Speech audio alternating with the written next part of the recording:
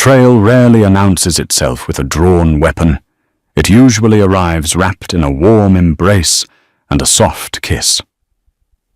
When the ruthless heir to $1 billion syndicate was confined to a wheelchair, supposedly brain-damaged and paralyzed after a devastating explosion, his enemies rejoiced.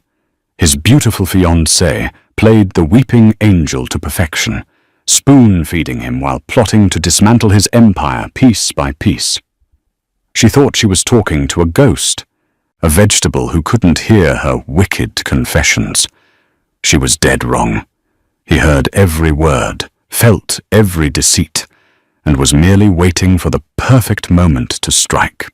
Sunlight poured through the floor-to-ceiling windows of the sprawling Montauk estate, catching the dust motes dancing in the air before landing on the motionless figure of Alistair Covington. Alistair, the formidable head of the Covington crime family, a man whose mere whisper could dictate the rise and fall of politicians across the eastern seaboard, now sat trapped in a high-tech, customized medical wheelchair. A thin, translucent tube snaked beneath his nose, delivering a steady flow of oxygen, while the rhythmic, monotonous beeping of a heart monitor echoed against the cold marble walls of his bedroom. His eyes were open, staring blankly at a priceless abstract painting on the opposite wall. To the world, Alistair was an empty vessel. The catastrophic car bombing on the Long Island Expressway 3 weeks ago had supposedly severed his spinal cord at the cervical level and caused irreversible traumatic brain injury. The doctors declared him a quadriplegic, locked in a vegetative state, devoid of higher cognitive function. Sitting in a plush velvet armchair beside him was Cecilia Davenport. She was the picture of tragic elegance, wearing a tailored, dark charcoal dress that hugged her slender frame, her blonde hair pulled back into a severe, mournful chignon. She held a damp washcloth, gently dabbing at Alistair's forehead, with a touch so delicate it could break a heart. "He's running a slight fever again, Dr. Miller," Cecilia said, her voice trembling just enough to convey utter devastation. She looked up at the private neurologist standing at the foot of the bed. Dr. Harrison Miller, a man who charged exorbitant fees to keep the Covington family's medical secrets off the books, sighed and adjusted his gold-rimmed glasses. "It is to be expected, Miss Davenport. The body has sustained massive trauma. The autonomic nervous system is struggling to regulate basic functions. You must prepare yourself for the reality that these fluctuations will be his new normal." Cecilia let out a stifled sob, pressing a perfectly manicured hand against her trembling lips. "It breaks my heart, Harrison. Just look at him. He was a force of nature, a titan. And now he's trapped in this shell. Tell me there is some experimental treatment in Switzerland, some surgical procedure in Germany. I will pay whatever it takes." "I am afraid we have exhausted all medical avenues," Dr. Miller replied, his tone sympathetic but final. The blast wave scrambled his neural pathways. "It is a miracle he is breathing without a ventilator." "You are doing everything right, Cecilia. Your devotion is commendable. Most women in your position would have moved him to a facility." "I could never," Cecilia whispered fiercely, brushing a stray lock of dark hair from Alistair's forehead. "He is my fiancé. We were to be married next month. I will keep him here, surrounded by the things he loves, until the very end."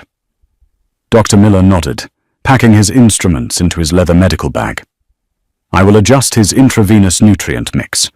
Call the nursing staff if his temperature spikes above 102. Once the heavy oak door clicked shut behind the doctor, the atmosphere in the room shifted instantly. The temperature seemed to drop, and the air grew thick. Cecilia slowly lowered the damp washcloth. The trembling in her shoulders ceased. Her posture straightened, and the sorrowful, watery gleam in her eyes vanished, replaced by a cold, calculating sharpness that could cut glass. She stood up, smoothing the wrinkles from her skirt, and walked over to a crystal decanter resting on a mahogany side table. Pouring herself 3 fingers of an incredibly rare Macallan Scotch, she took a long, slow sip. She turned back to look at the man sitting motionless in the wheelchair.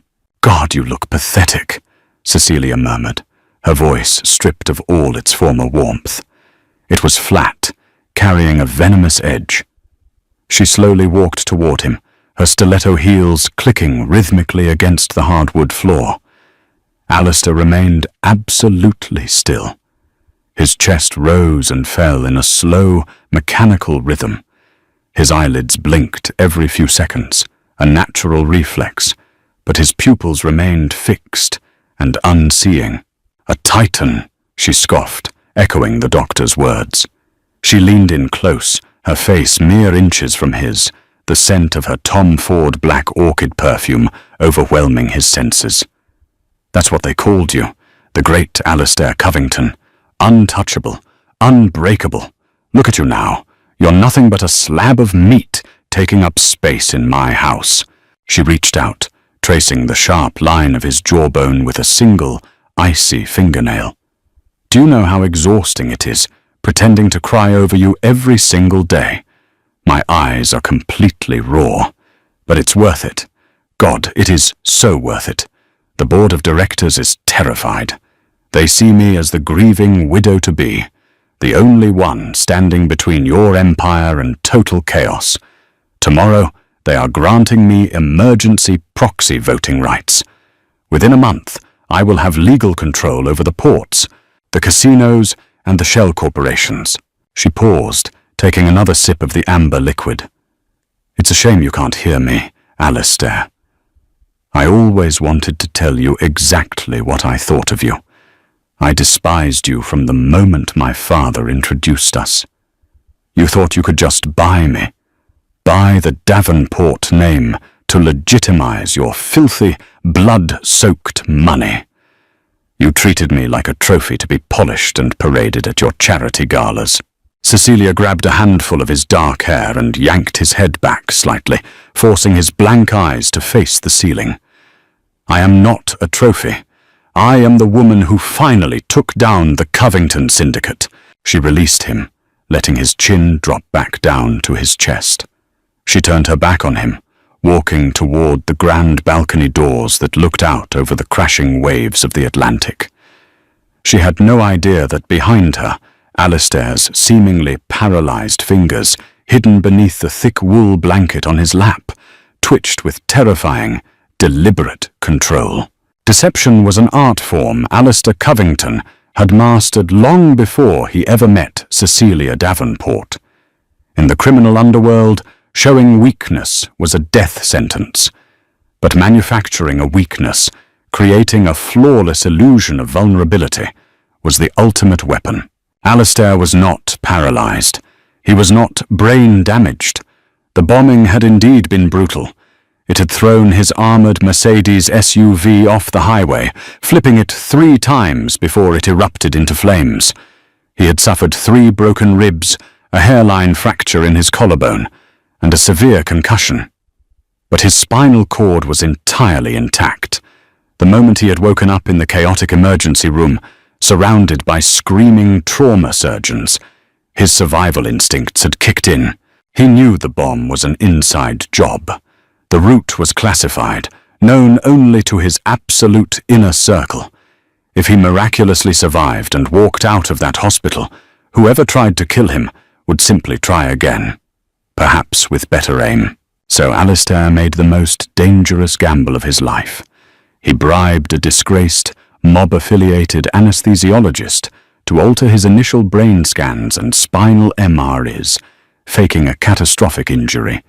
He entered a self-induced catatonic state, utilizing intense meditation and pain suppression techniques he had learned years ago from a former military interrogator. He slowed his heart rate, controlled his breathing, and completely detached his mind from his physical reflexes. He became a ghost inhabiting his own body. He needed to know who the traitor was. He just never expected the traitor to be the woman sharing his bed. Later that evening, the heavy oak door of the bedroom creaked open, Alistair maintained his vacant stare toward the window, registering the shifting shadows in his peripheral vision. Footsteps approached, heavier and more confident than Cecilia's. "Is he asleep?" a deep, masculine voice asked. Alistair's internal heart rate spiked, though he forcefully kept his physical monitors steady. He knew that voice. It was Christian Gallagher. Christian was his underboss, his oldest friend, the man Alistair had pulled from the gutters of South Boston and elevated to the highest ranks of the syndicate. "He doesn't sleep, Christian. He just exists," Cecilia replied smoothly. Alistair heard the rustle of fabric, the unmistakable sound of two bodies coming together. Through the reflection of the dark window pane, he caught the movement. Christian had his hands wrapped tightly around Cecilia's waist, pulling her flush against his custom Brioni suit. She tilted her head back, and they kissed. A deep, hungry, desperate kiss that made Alistair's blood boil with a violent, homicidal rage. He forced his muscles to remain entirely limp. It took every ounce of discipline in his body not to leap from the wheelchair and snap Christian's neck with his bare hands. "God, I missed you," Christian muttered against her lips, his hands roaming over her back. "Being in the city, managing the capos, pretending to mourn this bastard. It's driving me insane. I just want to take you away from here. Soon," Cecilia whispered, resting her forehead against his chest.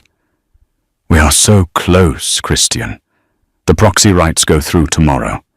Then we just need to finalize the transfer of the offshore accounts in the Caymans.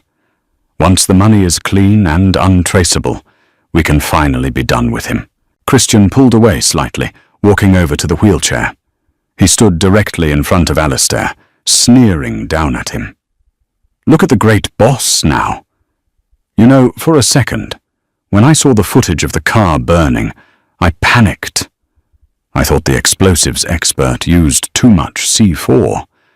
I thought there would be nothing left to identify, and that would tie up the inheritance in probate court for years." Alistair logged the confession in his eidetic memory. Christian hired the explosives expert. Christian orchestrated the hit. "It actually worked out perfectly," Christian continued, leaning over and mockingly tapping Alistair's cheek. "Having him alive but brain dead makes the transition of power so much smoother. The old men on the commission pity you, Cecilia. They see a devoted woman holding the pieces together. They have no idea I'm pulling the strings behind you. Don't flatter yourself, darling," Cecilia said, a sharp edge to her voice as she walked over to join him. She slipped her arm through Christian's. "This was my design. I gave you his schedule. I bypassed the security protocols on his vehicle. You just supplied the fireworks." Christian chuckled, wrapping an arm around her shoulders. "A match made in hell. How much longer until we can put him out of his misery? Dr. Miller is a moron, but even he might start noticing if Alistair miraculously develops a fatal respiratory infection." "Give me 2 weeks," Cecilia said, her eyes locked onto Alistair's blank face. "Once the funds are secured in our Swiss accounts, I'll take care of it. A simple air bubble in the IV line. It causes a massive stroke, completely untraceable during an autopsy, especially on a patient with profound brain trauma. Tragic, but expected." "An air bubble," Christian mused, sounding impressed. "Cold-blooded. I love it. Just make sure his private security detail is rotated out that night. We don't want Gabriel snooping around." Gabriel Hayes, Alistair's head of security, the only man in the entire organization Alistair truly trusted, and the only man besides the bribed doctor who knew Alistair was faking his condition.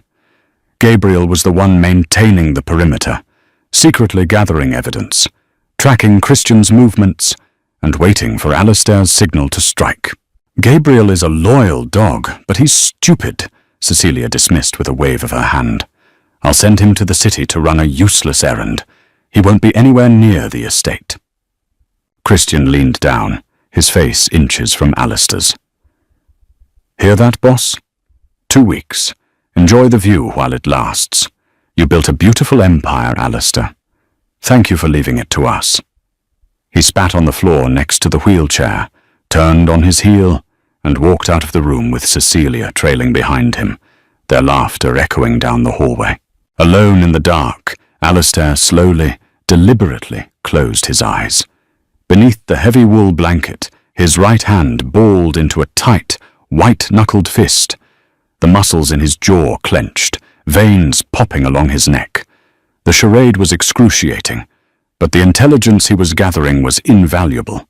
They had handed him their entire timeline, their methods, and their motives on a silver platter. 2 weeks. They thought they had 2 weeks to steal his fortune and murder him in his bed. Alistair allowed a microscopic, terrifying smile to touch the corner of his lips. They wouldn't even make it to next Sunday. Weeks of playing a living corpse had taken a psychological toll on Alistair, but it had also sharpened his mind into a lethal instrument. He spent his days cataloguing every piece of information Cecilia recklessly dropped in his presence. She treated him like an interactive diary, confessing her crimes, her financial embezzlement, and her visceral hatred for him with startling frequency. She found it therapeutic, a sick way of gloating over a defeated enemy. On a rainy Tuesday afternoon, the atmosphere in the bedroom shifted from tense to strictly business. Cecilia had arranged a meeting with Arthur Sterling, the senior partner of the most prestigious law firm representing the Covington Syndicate's legitimate holdings. Sterling was a nervous, meticulous man who sweated profusely when dealing with Mafia money. Cecilia guided Sterling into the room, directing him to the small glass table near Alistair's wheelchair. Sterling clutched his leather briefcase to his chest like a shield, his eyes darting uncomfortably toward the motionless Mafia boss. Is he comfortable, Miss Davenport? Sterling stammered, wiping his brow with a silk handkerchief. As comfortable as he can be, Arthur, Cecilia said smoothly, slipping into her grieving fiancé persona with sickening ease. The doctors say he feels no pain. It's just an empty shell. Sterling swallowed hard. Tragic. Simply tragic. I have brought the documents you requested. The transfer of the Cayman Island holdings, the deed to the Manhattan penthouse, and the liquidization of the tech stocks. However, Sterling hesitated, opening his briefcase and pulling out a thick stack of legal papers bordered in blue. The bank in Zurich is being exceptionally difficult. Due to the sheer volume of the transfer, we are talking nearly $400 million, they require biometric authorization. Cecilia's perfect mask slipped for a fraction of a second, her jaw tightening. Biometric authorization. I hold the emergency proxy. I have power of attorney. You do? Sterling agreed hastily, shrinking back slightly. But for international transfers of this magnitude, the Swiss banks have their own protocols. They require a thumbprint from Mr. Covington on the physical transfer mandate, witnessed by a notary. I brought my notary seal, but he gestured vaguely toward Alistair's limp hands. That won't be a problem, Cecilia said coldly.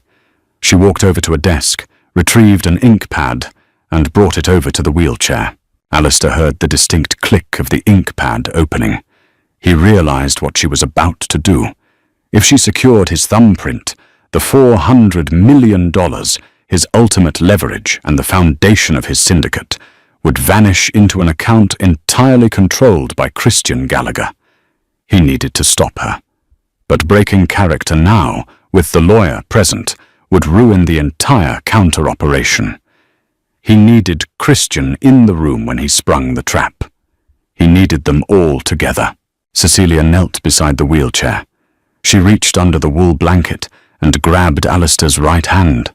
Her touch was icy. She pulled his arm out, exposing his pale hand to the lawyer. His muscles are quite stiff, Cecilia lied effortlessly. Rigor from the paralysis. I'll just need to guide him. Alistair kept his arm dead weight. As Cecilia pressed his right thumb into the dark blue ink, a sudden, brilliant idea sparked in his mind. The brain trauma charade allowed for involuntary muscle spasms. He could use that. She lifted his inked thumb and moved it toward the signature line on the heavy parchment paper held by Sterling on a clipboard. Just as his thumb was about to make contact with the paper, Alistair executed a violent, full-body spasm. He threw his shoulders backward, his neck arching unnaturally. His right arm, supposedly limp, jerked forward with brutal, uncontrolled force, violently slapping the clipboard out of Sterling's hands. The heavy wooden clipboard flew across the room, smashing into the crystal decanter on the side table, shattering it into 100 pieces. Scotch and glass rained down onto the Persian rug. "Jesus Christ!" Sterling screamed, jumping back and knocking his chair over. Cecilia stumbled backward, dropping Alistair's hand, her eyes wide with shock. "Harrison!" she shrieked, calling for the doctor. "Harrison, get in here!" Alistair let his body go entirely slack again, his chin dropping to his chest, his eyes returning to their vacant, unblinking stare. He regulated his breathing instantly, though his heart was pounding with adrenaline. Dr. Miller rushed into the room, followed closely by a burly security guard. "What happened? What's wrong?" "He seized!" Cecilia yelled, pointing a trembling finger at Alistair. "He just violently thrashed and threw his arm out. You said he was completely paralyzed." Dr. Miller hurried over, pulling a pen light from his pocket and shining it into Alistair's eyes. Alistair expertly ignored the blinding light, keeping his pupils dilated and unresponsive. The doctor checked his pulse, then his reflexes with a small rubber hammer. Nothing. It was a myoclonic jerk, a severe involuntary muscle spasm, Dr. Miller explained, his voice shaky as he tried to reassure his furious employer. It happens sometimes in severe neurological trauma cases. The brain misfires a random electrical signal to the muscles. It doesn't mean he has regained consciousness or motor control. It's entirely reflexive, a dying gasp of the nervous system. "Well, fix it," Cecilia snapped, her composure completely shattered. He ruined the documents. Sterling was on his hands and knees, frantically gathering the scattered papers. "The transfer mandate is soaked in scotch, Miss Davenport. The ink is running. It's invalid. I will have to return to the firm, draft an entirely new set of documents, and request a new authorization code from Zurich. It will take at least 48 hours. Cecilia closed her eyes, taking a deep, furious breath to steady herself. "Fine. 48 hours. Have them back here by Thursday evening. Do not fail me, Arthur." As the lawyer scurried out of the room and the doctor administered a fake sedative to Alistair's IV, Cecilia stood over the wheelchair, her eyes burning with a mix of suspicion and hatred. "You always did have to make things difficult, didn't you?" she whispered so softly only he could hear. 48 hours, Alistair. That's all you bought yourself. Enjoy your final 2 days. She stormed out of the room, leaving Alistair alone once more. The room was silent, save for the beeping of the monitor. Alistair waited 10 full minutes. Once he was certain the hallway was empty, he slowly raised his right hand, the one stained with blue ink, and meticulously wiped the ink off on the inside of his pant leg. He then reached beneath the cushion of his wheelchair, his fingers finding the small, encrypted transponder Gabriel had hidden there days ago. He pressed a sequence of buttons blindly. 3 short taps. 2 long taps. 1 short tap. It was a Morse code signal to Gabriel. The message was simple and absolute. The timeline has moved up. We execute the purge on Thursday night. Lock down the estate. No survivors. Alistair settled back into his chair, returning to his statuesque stillness. The game of cat and mouse was over. It was time for the slaughter to begin. Down in the subterranean security hub of the Covington estate, Gabriel Hayes worked in the cool, blue glow of a dozen high-resolution surveillance monitors. The encrypted console on his desk blinked with a sudden, sharp green light. 3 short, 2 long, 1 short. Gabriel, a former Special Mission Unit operator who owed his life and his daughter's life to Alistair Covington, didn't smile. He did not visibly react. He simply deleted the transmission log and went to work. The timeline had accelerated, which meant the margin for error had just shrunk to absolute zero. The boss was ready to end the masquerade, and Gabriel was the architect tasked with sealing the exits. His first objective was neutralizing Christian Gallagher's loyalists.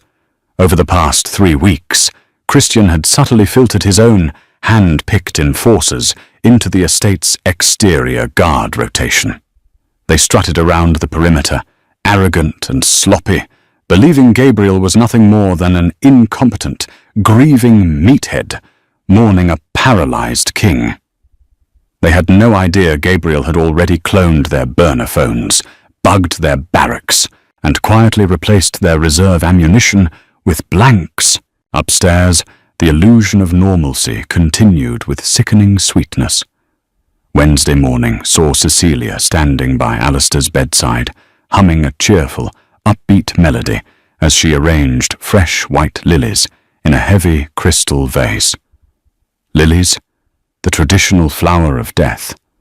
The blatant symbolism was not lost on Alistair, who tracked her movements through the sliver of his peripheral vision. "Gabriel," Cecilia called out gracefully, as the head of security stepped into the bedroom doorway, his face a perfect, practiced mask of solemn duty. "There you are. I was just looking for you." "You asked to see me, Miss Davenport?" Gabriel asked, his voice low and respectful. "Yes. Dr. Miller informed me this morning that Alistair requires a very specific, experimental neuropeptide compound to manage his muscular atrophy. It is highly volatile and cannot be shipped through standard couriers. I need you to drive into Manhattan tomorrow evening to collect it personally from a private laboratory in Tribeca."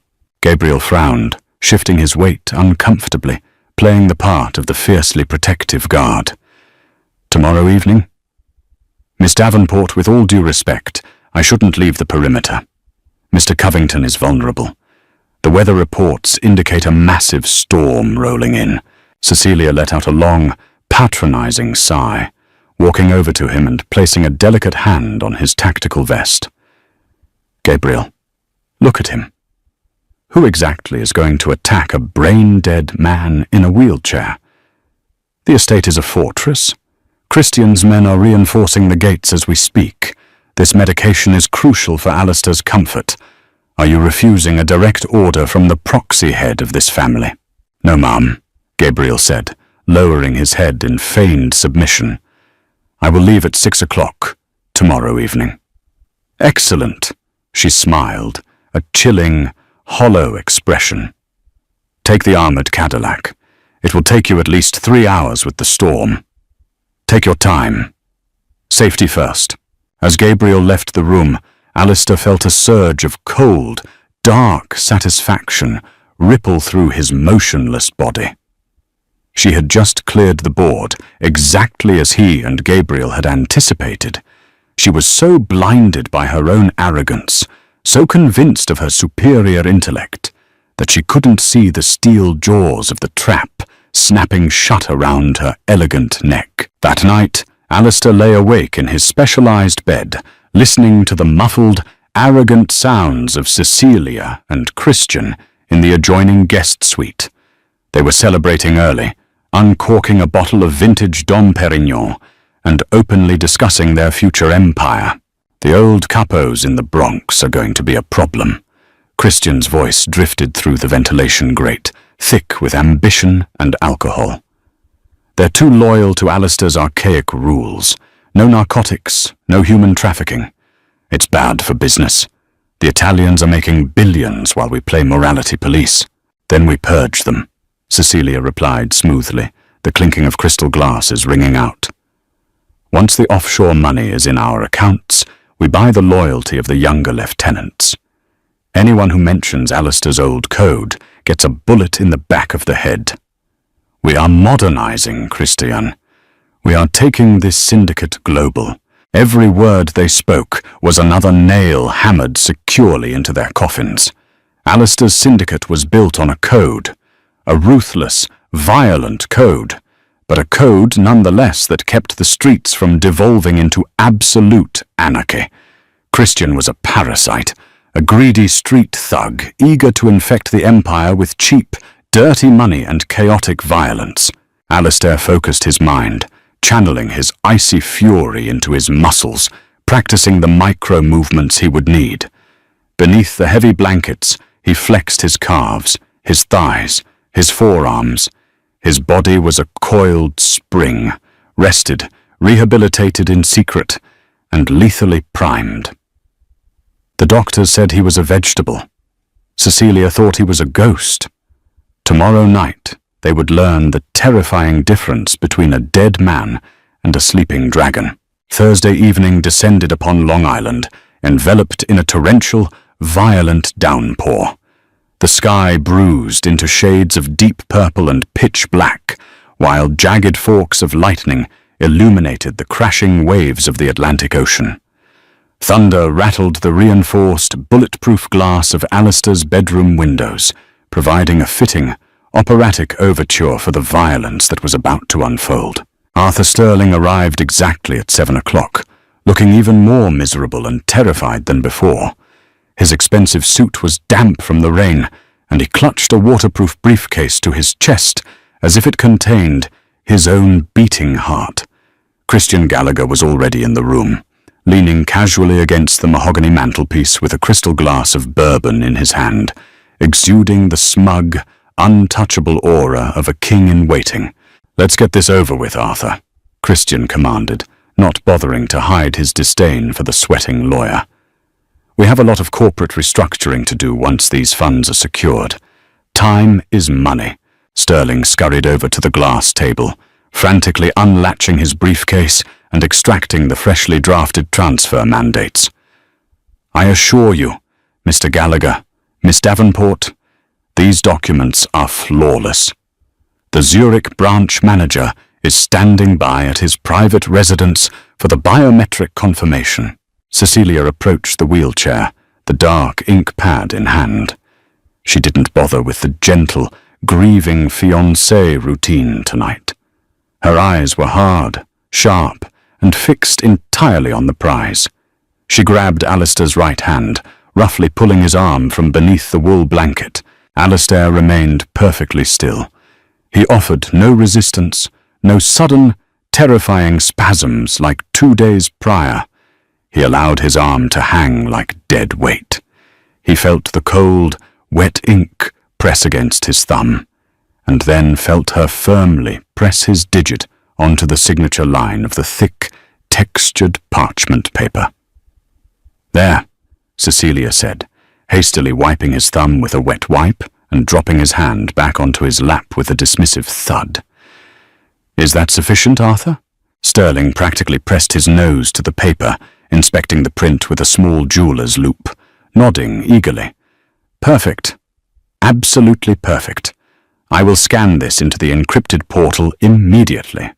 The funds, $420 million, will be permanently routed to your designated Swiss accounts within the hour." What neither Cecilia, Christian, nor the sweating, terrified lawyer knew was that Gabriel Hayes had intercepted Sterling's courier earlier that morning in Manhattan. Gabriel hadn't stopped the delivery or destroyed the documents. He had merely swapped the underlying account routing numbers on the physical papers. The $420 million wasn't going to Christian's untraceable Swiss accounts. Instead, the money was currently being routed directly into a series of dummy corporations, secretly controlled by the FBI's Financial Crimes Division, deliberately flagged with Christian's forged digital signature and Cecilia's proxy authorization. By the time Christian tried to access the money, he would be the prime suspect in a massive international money laundering sting, pursued by the federal government and Interpol. Not that Christian would live long enough to see the inside of a federal courtroom, but Alistair was a man who believed in ruining his enemies financially, legally, and physically. Total annihilation. "Excellent," Christian purred, tossing back the rest of his bourbon, the amber liquid burning down his throat. "You can go now, Arthur. Get out of my house. You'll receive your bonus wired by Monday morning." Sterling practically sprinted out of the room, desperate to escape the oppressive, suffocating atmosphere of the estate. As the heavy oak door clicked shut, the tension in the room snapped like a frayed wire. Cecilia let out a triumphant, wicked laugh, throwing her arms around Christian's neck. "We did it. We actually did it. The money is ours. The empire is ours." Christian kissed her hungrily, a possessive hand gripping her waist as he spun her around the room. "I told you, baby. I told you I'd give you the world. Now, there's just one piece of useless trash left to take out before we can truly celebrate." He turned his dark gaze toward the wheelchair. Alistair sat there, a silent, unmoving witness to his own ultimate betrayal. "Go on then," Christian urged, a cruel, predatory smile spreading across his handsome face as he gestured toward the bed. "Finish it, Cecilia. I want to watch him flatline." Cecilia walked over to her designer leather handbag resting on the velvet sofa. She reached inside and pulled out a small, sterile medical syringe. It was completely empty, the plunger pulled all the way back, filled with nothing but 80 cubic centimeters of deadly, invisible air. "I've been dreaming about this exact moment for 3 years, Cecilia whispered, her stiletto heels clicking slowly, rhythmically, against the hardwood floor as she approached the wheelchair. She unscrewed the plastic cap of the syringe with her thumb, her eyes gleaming with a sociopathic thrill. Alistair watched her approach through the veil of his half-closed, supposedly unseeing eyelids. His internal clock was ticking. He calculated the distance with military precision. 5 feet, 4 feet, 3 feet. "Goodbye, Alistair," she sneered, stepping up to the IV pole standing next to his chair. "You were a monster, but you made a beautiful corpse." She reached out, her manicured fingers grasping the plastic port connected directly to the vein in his left arm. She aligned the sharp steel needle of the empty syringe, ready to plunge the lethal bubble of air directly into his bloodstream, an act that would cause a massive, untraceable ischemic stroke within seconds. Outside, the thunder cracked violently, shaking the very foundations of the sprawling estate, masking the sound of what happened next. It was time. Alistair didn't twitch. He didn't spasm. With terrifying, explosive speed, his supposedly paralyzed right hand shot upward like a striking viper. His fingers locked around Cecilia's slender wrist with the crushing force of a steel vise, freezing the lethal needle mere millimeters from his IV port. Cecilia gasped, a high, reedy sound of absolute terror that was instantly swallowed by another deafening crack of thunder outside the Montauk estate. Her lungs paralyzed, she stared down at her wrist, which was now locked in an agonizing, bone-crushing grip. The cold, lifeless hand of the man she had been verbally tormenting for 3 weeks was now practically fusing her radius and ulna together. The empty plastic syringe slipped from her suddenly numb fingers, clattering uselessly onto the polished hardwood floor. Alistair Covington didn't blink. He did not spasm. Slowly, with a terrifying, deliberate grace, his head turned. The vacant, unfocused stare that had convinced Dr. Miller of irreversible brain damage evaporated.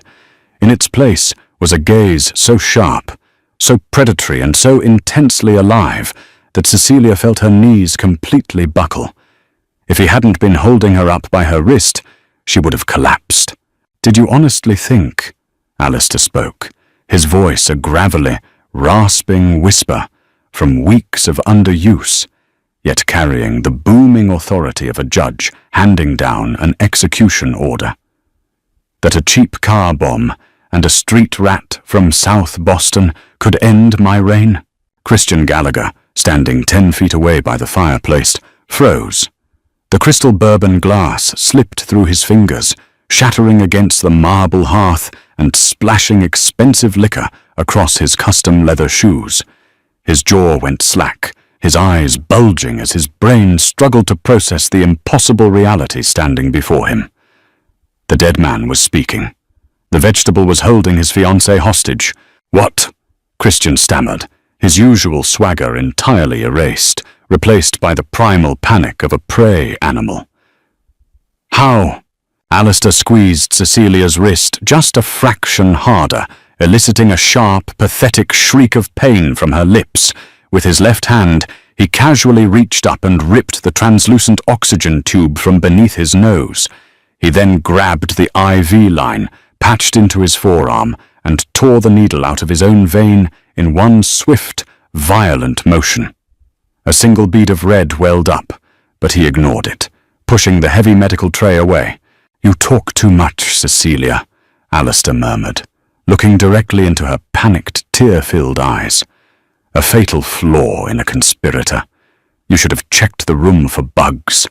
Or better yet, you should have made sure the corpse was actually dead before you started confessing to embezzlement, treason, and conspiracy to commit murder. Christian's survival instincts finally broke through his paralysis. His right hand snapped toward the shoulder holster hidden beneath his tailored suit jacket, his fingers wrapping around the grip of his custom Sig Sauer P226. He was fast, but he was dealing with a man who had spent the last 3 weeks doing nothing but rehearsing this exact sequence of movements in the dark. Before Christian could clear the leather holster, Alistair used his leverage on Cecilia's wrist to violently jerk her forward, throwing her directly into Christian's line of sight as a human shield. Simultaneously, Alistair's right hand dove beneath the plush seating cushion of his wheelchair. He bypassed the medical padding and gripped the cold, textured polymer of a suppressed FN-57 tactical pistol that Gabriel had hidden there days prior. Alistair withdrew the weapon and fired twice over Cecilia's shoulder in a fraction of a second. The suppressor hissed, a deadly mechanical spit. The first armor-piercing round shattered Christian's right collarbone, spinning him violently to the left. The second round tore through his right kneecap. Christian screamed, a raw, guttural sound of pure agony, and collapsed onto the Persian rug. His Sig Sauer clattered across the floor, sliding safely out of reach near the splintered remains of the lawyer's broken clipboard. He writhed on the ground, clutching his shattered leg, his designer suit instantly ruined, gasping for breath as shock set into his nervous system. Alistair slowly pushed himself up from the wheelchair. His legs were stiff from weeks of localized immobility, his muscles protesting the sudden demand for action. But adrenaline and sheer, unadulterated rage fueled him. He stood up to his full 6'2" height, towering over the sobbing, trembling woman cowering before him. He was wearing nothing but silk pajamas, yet he looked more intimidating than any mob boss draped in Armani. "Christian!" Cecilia wailed, her hands hovering over her face as she looked back and forth between her bleeding lover and her resurrected fiancé. She pressed herself against the wall, her chest heaving. "Alistair, please. Please, you don't understand. He forced me. Christian threatened me." Alistair let out a low, humorless laugh that sent chills down her spine. "Save the theatrics, Cecilia. I listened to you both. I listened to you orchestrate my death. I listened to you plan how you would spend my money. I even had the profound displeasure of listening to you sleep with him, not 10 feet from where I was supposedly locked in a coma." He stepped closer to her, the muzzle of the FN-57 angled safely downward. But the threat radiating from him was absolute. You thought you were the architect of my ruin, Alistair whispered, leaning in so close she could smell the sterile, clinical scent of the medical ward still clinging to his skin. You forgot who built the city you were trying to burn. Chaos erupted in the courtyard below, though the heavy soundproofing of the master suite reduced the gunfire to distant, muffled thuds. The storm raged on, lightning flashing through the floor-to-ceiling windows, casting long, monstrous shadows of Alistair across the bedroom walls. Christian groaned in agony, trying to drag himself backward across the floor using his one good arm, leaving a wet, dark trail across the expensive rug. He glared up at Alistair, his handsome face contorted into a mask of pain and hatred. "You're dead, Covington!" Christian spat, coughing up a spatter of red. My men are outside. There are 20 of them. They heard the shots. They're coming up those stairs right now, and they're going to tear you to pieces." As if on cue, the heavy oak door of the master suite swung open. Cecilia screamed, diving behind an armchair, expecting an influx of heavily armed mercenaries. Instead, Gabriel Hayes stepped calmly into the room. He was dressed in full tactical black gear, a customized Heckler and Coke MP5 submachine gun slung across his chest. His boots were damp from the rain, and his face was entirely impassive. He surveyed the scene, Christian bleeding on the floor, Cecilia cowering, and his boss standing tall. Gabriel reached up to his tactical radio earpiece. "Perimeter is secure, boss. The trash has been removed from the lawn. All 20 of Gallagher's loyalists have been neutralized. The backup ammunition we swapped into their armory magazines performed exactly as expected. They brought blanks to a gunfight." Christian's face drained of all remaining color. The arrogant sneer vanished, replaced by the horrifying realization of total defeat. "Blanks? You swapped their mags?" "I've been awake since the hospital, Christian," Alistair stated coldly, walking slowly toward his former underboss. "Gabriel and I have been dismantling your little coup for 3 weeks. You thought you were infiltrating my home. You were just walking into a cage and locking the door behind you." "The money!" Cecilia suddenly blurted out from behind the armchair, her voice trembling with desperate, manic hope. She clutched her designer handbag as if it were a life preserver. "The 420 million. Arthur transferred it. The Zurich accounts are in my name. If you kill us, you lose the entire syndicate's liquid fortune. I'll give it back to you, Alistair. I swear. Just let me walk away." Alistair paused, looking at her with an expression of profound pity mixed with absolute disgust. He reached into the pocket of his silk pajamas and pulled out his encrypted smartphone, a device Gabriel had quietly slipped him an hour ago. He tapped the screen a few times, unlocking a secure banking interface, and tossed the phone onto the floor next to Christian's head. "Look at it," Alistair commanded. Christian, grimacing in pain, forced himself to look at the illuminated screen. His eyes scanned the digital receipts, his breathing stopping completely. "That's a routing confirmation from the Federal Bureau of Investigation's Financial Crimes Division in Washington," Alistair explained, his voice echoing in the quiet room. "Arthur Sterling thought he was transferring the funds to your untraceable offshore accounts. In reality, Gabriel intercepted the paperwork. The money was wired directly into a series of federal dummy corporations." Cecilia gasped, crawling out from behind the chair. No, that's impossible.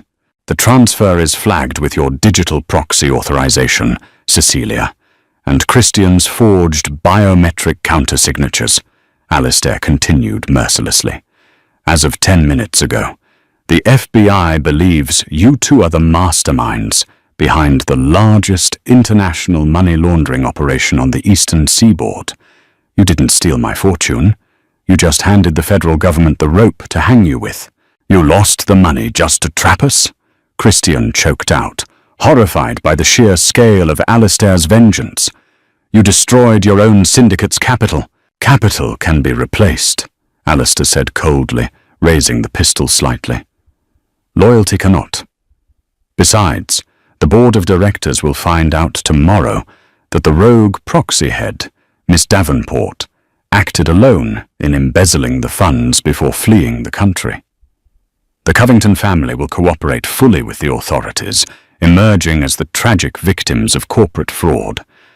We'll be legitimate in the eyes of the law. Christian's eyes darted wildly around the room. He looked at Gabriel, blocking the door. He looked at the gun in Alistair's hand. And then he looked at Cecilia. The classic coward's reflex kicked in. "It was her!" Christian yelled, his voice cracking with desperation as he pointed a bloody finger at his lover. "Alistair, I swear to God, she came to me. She manipulated the schedule. She gave me the codes to your armored Cadillac. She wanted you dead so she could take the company public. I was just a pawn." Cecilia stared at him, utterly betrayed. The man who had promised her the world, the man she had kissed over her fiancé's supposedly comatose body, was throwing her to the wolves to save his own skin. "You pathetic lying coward," she shrieked, launching herself at him, her manicured nails aimed at his eyes. Gabriel stepped forward and effortlessly intercepted her, grabbing her by the back of her designer dress and shoving her harshly onto the velvet sofa. She collapsed into a heap of sobbing, ruined elegance. Alistair watched the pathetic display, feeling nothing but a cold, empty void where his love for her used to be. The karma had come full circle, hitting harder than a freight train. "Gabriel," Alistair said, not taking his eyes off Christian. "Bring the cleanup crew up here. It's time to process the garbage and prepare the jet. We have a meeting in Geneva tomorrow to explain a very unfortunate banking error. Betrayal carries a steep price, and Alistair Covington was a meticulous debt collector. The sprawling Montauk estate, previously a stage for a deceptive tragedy, had transformed instantly into a theatre of judgment.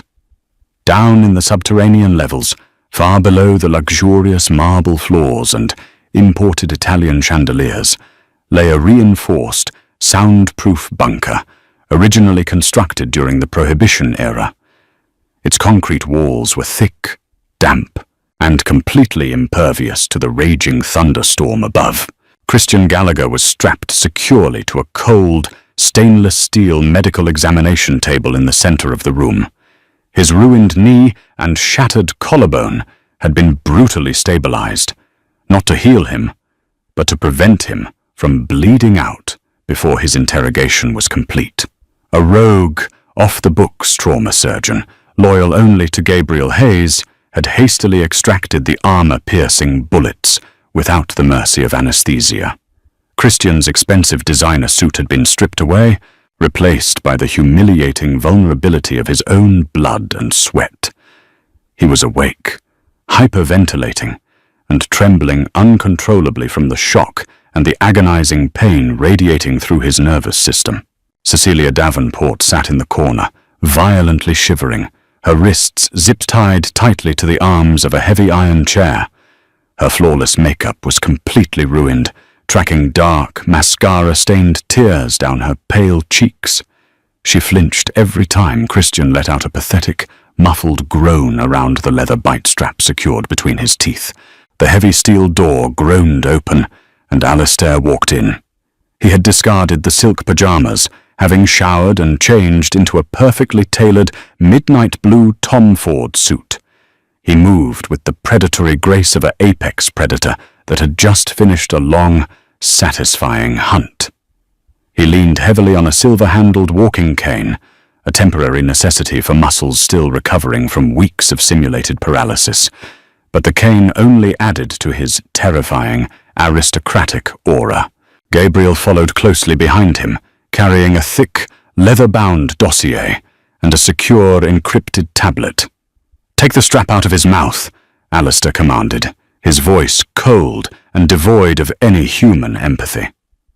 Gabriel stepped forward and yanked the leather strap from Christian's teeth. Christian gasped, coughing violently, his chest heaving as he stared up at the man he had tried to murder. "Alistair, please," Christian wheezed, tears of sheer agony pooling in his eyes. "You won. You proved your point.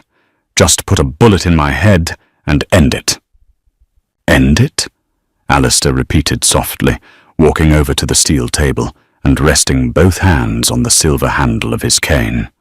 He leaned over, looking down at his former underboss with eyes like chips of glacial ice. "We haven't even begun, Christian. Death is a privilege you haven't yet earned. You and Cecilia attempted to dismantle a multi-billion-dollar empire. You tried to root my capital into the offshore vaults of Banque Pictet and CA in Geneva. You insulted my intelligence, and worse, you insulted my legacy." Alistair turned his gaze towards Cecilia, who actively shrank back against the iron chair, trying to make herself as small as possible. "You both assumed I operated on brute force alone," Alistair continued, his voice echoing sharply off the concrete walls.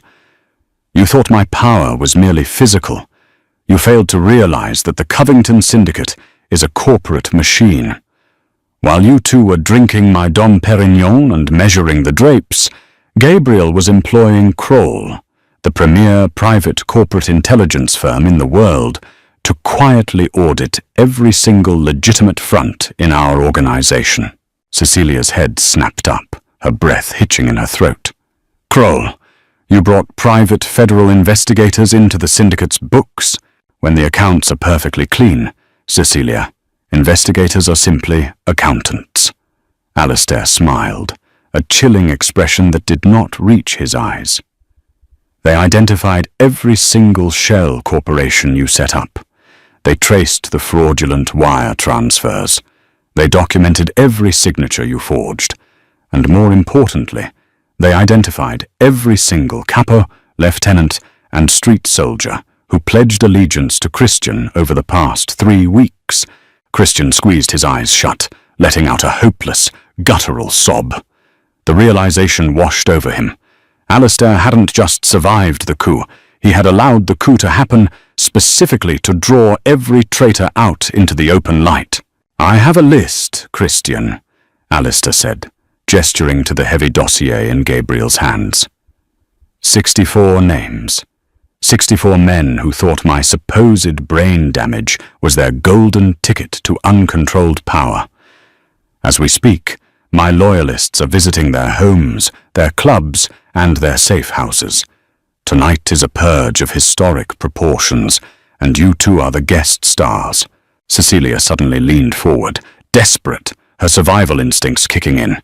"Alistair, listen to me. You think you hold all the cards, but you don't. I am not stupid. I knew Christian was a volatile liability. I took out an insurance policy." Alistair slowly turned to face her, raising a single, skeptical eyebrow. "Enlighten me.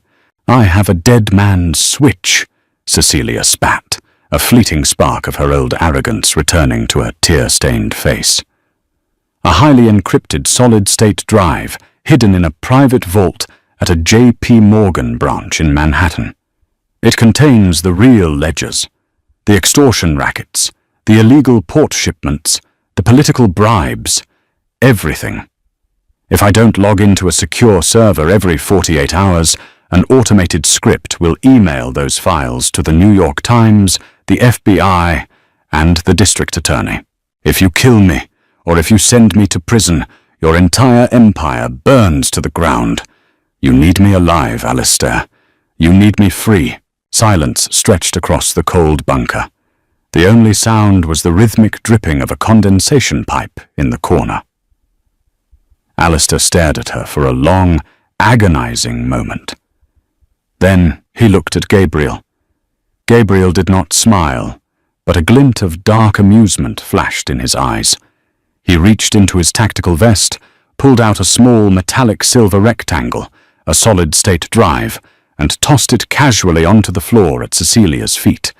It clattered sharply against the concrete. Cecilia stared at the drive, her eyes widening in absolute, unadulterated horror. Her jaw went slack. the blood completely drained from her face, leaving her looking like a beautifully dressed corpse. "How?" she whispered, her voice cracking, completely devoid of oxygen. "That was in a biometric vault. Only my thumbprint. Your personal assistant, Chloe, is a remarkably perceptive young woman," Alistair said smoothly, smoothing the lapels of his suit. "She also possesses a deep appreciation for the finer things in life. Gabriel offered her $3 million and a new identity in Monaco. Turns out, acquiring your thumbprint from a discarded wine glass to bypass a localized vault scanner is remarkably simple for a former Tier 1 operator. Your dead man's switch has been disconnected, Cecilia. Your insurance policy is void." Cecilia let out a devastating wail, violently thrashing against the zip ties binding her wrists, but the thick plastic held firm. The realization that she was completely, irrevocably outplayed shattered her mind. She was nothing. She had nothing. Alistair turned back to Christian, who was staring blankly at the ceiling, waiting for the end. "Gabriel," Alistair said, his tone shifting from conversational to ruthlessly professional. "Package them. The FBI task force investigating the fraudulent wire transfers will receive an anonymous tip regarding their location in approximately 2 hours. Leave the evidence of their embezzlement scattered around them. Make sure the federal prosecutors have an airtight case." "Alistair, wait!" Christian begged, straining his neck. "Federal prison, with my knee shattered. The rival families on the inside will butcher me. It's a death sentence. Please, just do it here. Have mercy." "Mercy is for men who stand by their oaths," Alistair replied softly, walking toward the heavy steel door. "You are going to live in a concrete box, Christian. You are going to look over your shoulder every single day, waiting for the shiv to slide between your ribs. And Cecilia will be in a cell across the state, watching her youth and beauty rot away beneath fluorescent lights, knowing she threw away an empire for a fool." Without looking back, Alistair Covington stepped out of the bunker, leaving his betrayers in the dark to face their terrifying, inescapable ruin. Morning broke over Manhattan with a crisp, brilliant clarity, washing away the remnants of the violent storm. High above the bustling city streets, in the penthouse boardroom of the Covington Syndicate's legitimate corporate headquarters, the atmosphere was thick with anxiety. The sprawling, glass-walled room offered a panoramic view of the skyline, a fitting vantage point for the kings of the underworld. Seated around the massive, polished mahogany table were the 7 remaining capos, the old guard. These were hard, ruthless men who controlled the docks, the unions, the casinos, and the construction contracts across the eastern seaboard. They had been summoned for an emergency board meeting by Arthur, the syndicate's sweating, terrified lawyer. Rumors had run rampant through the criminal underworld all night, whispers of massive FBI raids, disappearing lieutenants, and a bloodbath within Christian Gallagher's inner circle. The old men were nervous. They had tolerated Cecilia Davenport and Christian because they believed Alistair was a lost cause, a vegetable waiting to die. They had chosen the path of least resistance to protect their wealth. "Where is she?" demanded Donatello Rossi, an aging boss with a face like weathered leather, tapping his gold lighter impatiently against the table. Davenport called this meeting to finalize the transition.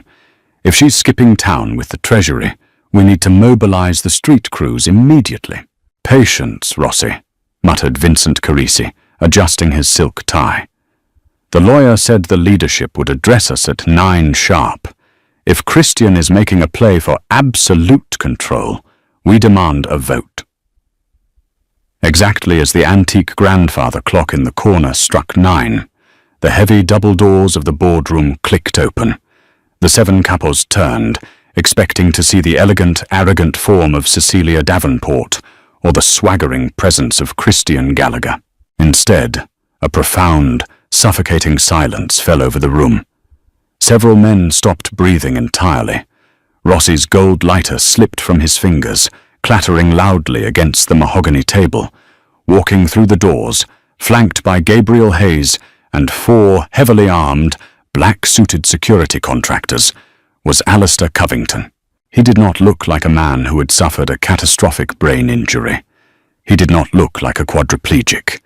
Dressed in an immaculate, charcoal-grey bespoke suit, his posture straight and unyielding, he looked like the devil himself returning to claim his throne. He carried the silver-handled cane, using it less for support and more as a symbol of brutal authority. Alistair walked slowly to the head of the table, his dark, calculating eyes locking onto each capo, one by one. The sheer terror radiating from the old bosses was palpable. They were looking at a ghost. "Gentlemen," Alistair spoke, his voice deep, clear, and vibrating with absolute command. He took his seat at the head of the table, resting his hands casually on the polished wood. "I apologize for the dramatics. Medical miracles are so rarely punctual." Nobody moved. Nobody spoke. The shock was absolute. "I am sure you have heard the sirens echoing across the boroughs last night," Alistair continued, his tone dangerously calm. "Let me clarify the situation. My former fiancée, Miss Davenport, and my former underboss, Mr. Gallagher, attempted a hostile takeover.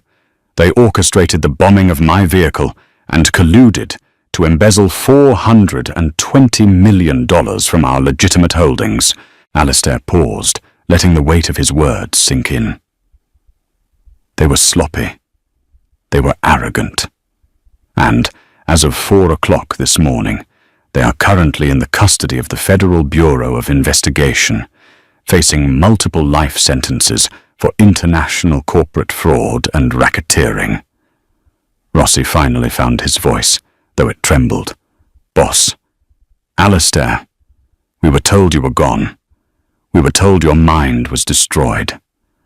The Dr. Miller was heavily compensated to provide a narrative that suited my needs," Alistair interrupted smoothly.